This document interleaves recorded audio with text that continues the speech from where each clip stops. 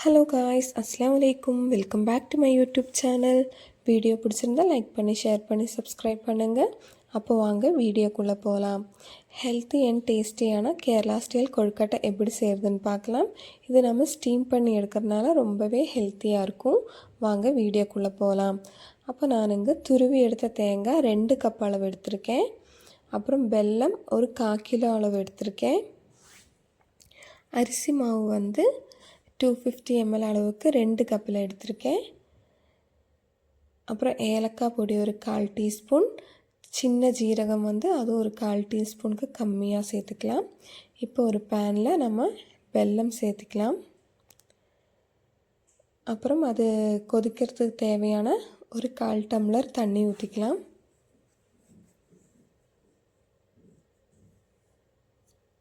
இப்போ நல்லாவே மிக்ஸ் பண்ணிக்கலாம். நல்லா அது கட்டையெல்லாம் நல்லாவே மெல்ட் ஆகிற வரைக்கும் நம்ம இது குக் பண்ணி எடுத்துக்கலாம். தீ மீடியம் டு ஹை ஃப்ளேமில் வச்சுக்கோங்க. கைவிடாமல் கிண்டிகிட்டே இருந்துக்கோங்க, இல்லாட்டி அடி பிடிச்சிரும். நல்லா மிக்ஸ் பண்ணிக்கோங்க. கட்டை எதுவுமே இருக்காமல் நல்லாவே மிக்ஸ் பண்ணி எடுத்துக்கலாம். இப்போ பாருங்கள், நல்லாவே கொதி வந்துருச்சு. இது ஒரு 2 to 3 நிமிஷம் நல்லா குக் பண்ணிக்கலாம். இப்போ இது நம்ம வடிகட்டி எடுத்துக்கலாம்.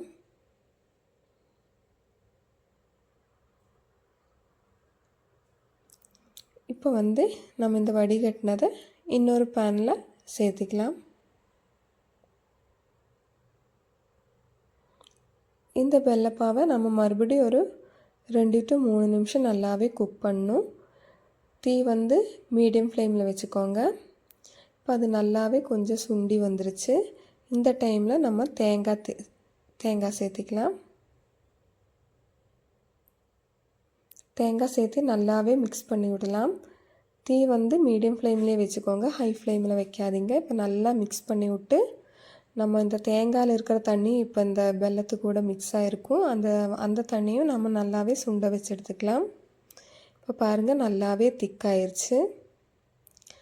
ரொம்ப ட்ரை ஆக்காதீங்க, ஏன்னா இது சூடு ஆறிடுச்சுன்னா மறுபடியும் திக்காயிரும். இப்போ இந்த ஸ்டேஜில் நமக்கு இது அடுப்பிலேருந்து மாற்றிக்கலாம். அது அங்கே சூடாகிற டைமில் நம்ம மாவுக்கு கொழுக்கட்டைக்கு தேவையான மாவு பிசைஞ்சு எடுத்துக்கலாம். இப்போ 250 ml அளவுக்கு 250 ml அளவே தண்ணி ஊற்றிக்கலாம். இப்போ நான் இங்கே 2 250 ml அளவுக்கு தண்ணி நல்லாவே கொதிக்க வச்சதில் உப்பு போட்டிருக்கேன். இப்போ மாவில் நம்ம கொஞ்சம் கொஞ்சமாக சூடு தண்ணி ஊற்றி மிக்ஸ் பண்ணிக்கலாம். ஒன்றா தண்ணி ஊற்றாதீங்க. சில டைம் மாவோட அளவு பொறுத்து நமக்கு தண்ணி அட்ஜஸ்ட் பண்ண வேண்டியதாக இருக்கும். கொஞ்சம் கொஞ்சமாக ஊற்றிக்கோங்க. ஊற்றி நல்லா கொஞ்சம் சூடாக இருக்கிறனால ஒரு ஸ்பூனில் நீங்கள் நல்லா மிக்ஸ் பண்ணிக்கோங்க. நல்லா மிக்ஸ் பண்ணி எடுங்க, கட்டை எதுவும் இல்லாமல். நல்லா குழைக்கிறையில் தான் அது நல்லா சாஃப்டாக வரும். அதனால் மேக்ஸிமம் நல்லாவே அதை மிக்ஸ் பண்ணி எடுத்துக்கோங்க. இப்போ இந்த ஸ்டேஜில் நான் ஒரு 1/2 டீஸ்பூன் கோகனட் ஆயில் ஊற்றியிருக்கேன். அந்த வீடியோ மிஸ் ஆகிடுச்சு. கோகனட் ஆயிலுக்கு பதிலாக உங்களுக்கு நெய் வேணாலும் யூஸ் பண்ணிக்கலாம். கையில் நல்லாவே மிக்ஸ் பண்ணிக்கோங்க. மிக்ஸ் பண்ணும்போது நல்ல சூடாக இருந்துச்சுன்னா கொஞ்சம் பக்கத்தில் பச்சை தண்ணி வச்சு நம்ம அதில் கை நனைச்சி மிக்ஸ் பண்ணி எடுத்துக்கலாம். நல்லா மிக்ஸ் பண்ணணும். எந்த அளவுக்கு மிக்ஸ் பண்ணுறோமோ அந்த அளவுக்கு தான் அந்த மாவு உடையாமல் நல்லா ஸ்மூத்தாக நமக்கு கிடைக்கும். நல்லா மிக்ஸ் பண்ணிக்கோங்க. இந்த மாதிரி சூடாக இருந்துச்சுன்னா தண்ணிக்குள்ளே கை விட்டு மறுபடியும் மிக்ஸ் பண்ணிக்கோங்க. தண்ணி அளவு ஜாஸ்தி ஆயிடுச்சுன்னா கொஞ்சம் மாவு சேர்த்திக்கோங்க.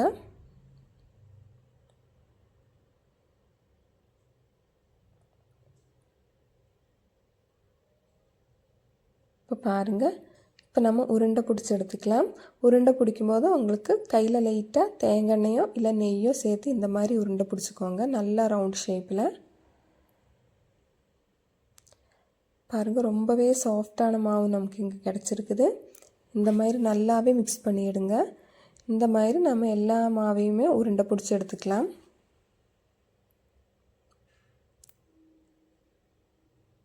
எல்லா மாவும் மேக்ஸிமம் ஒரே அளவில் உருண்டை பிடிச்சி எடுத்துக்க பார்த்துக்கோங்க.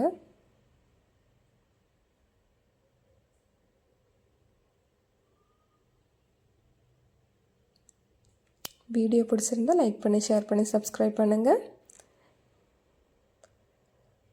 இப்போ மிச்சம் இருக்கிற மாவு எல்லாமே வாங்க உருண்டை பிடிச்சிட்டு வந்துக்கலாம். இப்போ நான் 1/2 கிலோ மாவுக்கு எனக்கு 14 உருண்டை இங்கே வந்திருக்குது.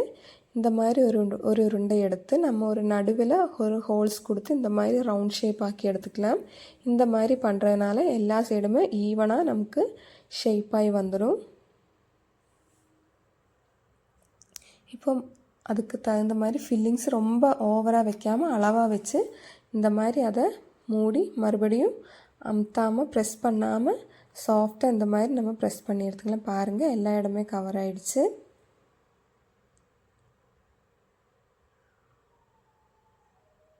கரெக்டாக உள்ள ரவுண்ட் ஷேப்பில் பண்ணி கரெக்டாக ஹோல்ஸ் வர்ற மாதிரி பண்ணி அதுக்குள்ளே மசாலா ஒரு டீஸ்பூன் வச்சா போதும், அளவுக்கு மீறி வைக்காதீங்க.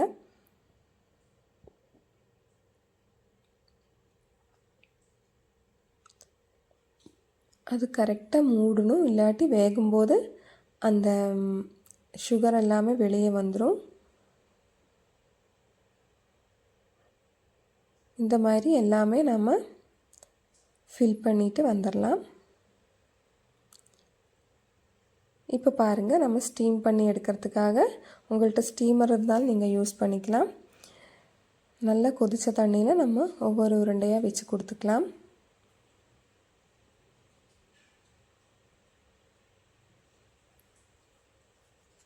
பாருங்கள், எல்லாமே வச்சுட்டோம். இப்போ நல்லா மூடி வச்சு நல்லாவே ஒரு 10 to 12 நிமிஷம் நல்லா மீடியம் ஃப்ளேமில் வேக வச்சுக்கலாம்.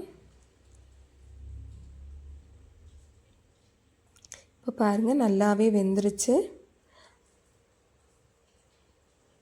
ஹெல்த்தி அண்ட் டேஸ்டியான கொழுக்கட்டை செஞ்சு பார்த்துட்டு ஃபீட்பேக் சொல்லுங்கள். தேங்க்யூ.